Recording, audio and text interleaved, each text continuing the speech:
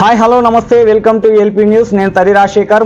లగచర్ల గిరిజన రైతుల అరెస్టును నిరసిస్తూ కామారెడ్డి జిల్లా రామారెడ్డి మండల కేంద్రంలో బీఆర్ఎస్ పార్టీ ఆధ్వర్యంలో రోడ్డుపై బైఠాయించి ధర్నా నిర్వహించారు. అరెస్టు చేసిన గిరిజన రైతులను బేషరతుగా విడుదల చేయాలని డిమాండ్ చేశారు. రేవంత్ రెడ్డికి వ్యతిరేకంగా నినాదాలు చేశారు. ఈ సందర్భంగా గిరిజన నాయకులు మాట్లాడుతూ రేవంత్ రెడ్డి కూతురు అల్లుడు ఫార్మా కంపెనీ కోసం పేద ప్రజల భూములు లాక్కోవడం దారుణమని అన్నారు. పేద ప్రజల ఉసురు తగిలి కాంగ్రెస్ ప్రభుత్వం పతనం ఖాయమని అన్నారు.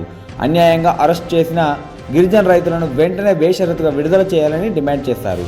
ఈ కార్యక్రమంలో స్థానిక మండల బీఆర్ఎస్ పార్టీ నాయకులు, కార్యకర్తలు, గిరిజన నాయకులు పాల్గొన్నారు.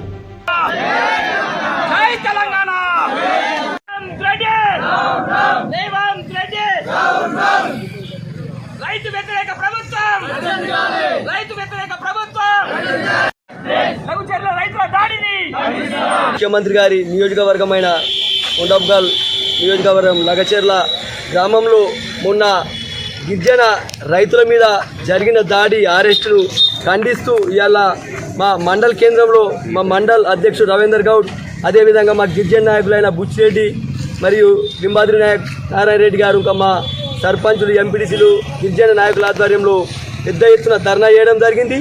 ముఖ్యమంత్రి గారు ఇప్పుడైనా కళ్ళు తెరిచి మన రైతుల మీద దాడులు, రైతుల భూమిని అక్రమంగా ఫార్మా కంపెనీలకు ఇవ్వడము కరెక్ట్ కాదు.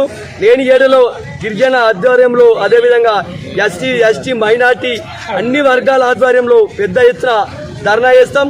ఇప్పటికైనా గ్రహించాలి, మన ప్రజలు ఇందిరమ్మ రాజ్యం అంటే అదేదో గతంలో జరిగిన భూమి ప్రక్షాళన అనుకున్నారు. గతంలో జరిగిన ఎమర్జెన్సీ కూడా ఇందిరమ్మ గారే వేసారు కాబట్టి ఇప్పుడు ప్రజలు తిరుగుబాటు చేస్తున్నారు. ప్రతి వర్గ ప్రజలు కూడా ఇలా ప్రభుత్వానికి వ్యతిరేకంగా ఉంది.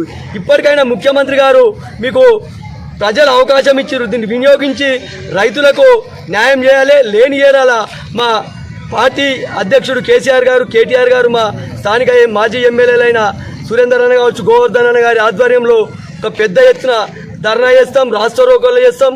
అదేవిధంగా మండలాల, గ్రామాలలో కూడా నిరసన తెలుపుతామని విజ్ఞప్తి చేస్తున్నాం. ముఖ్యంగా అక్రమంగా చాలా మంది అరెస్ట్ చేశారు, మీరు ఏం డిమాండ్ చేస్తారు?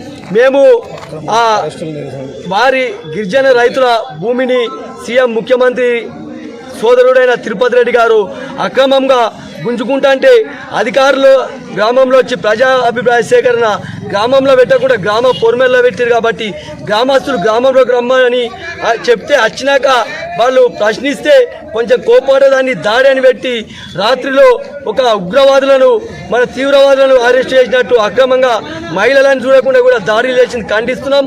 వారిని బేషరతుగా విడుదల చేయాలి. లేని ఏడాల పెద్ద ఎత్తున రాష్ట్ర స్థాయి ఉద్యమం చేస్తామని విజ్ఞప్తి చేస్తున్నాం.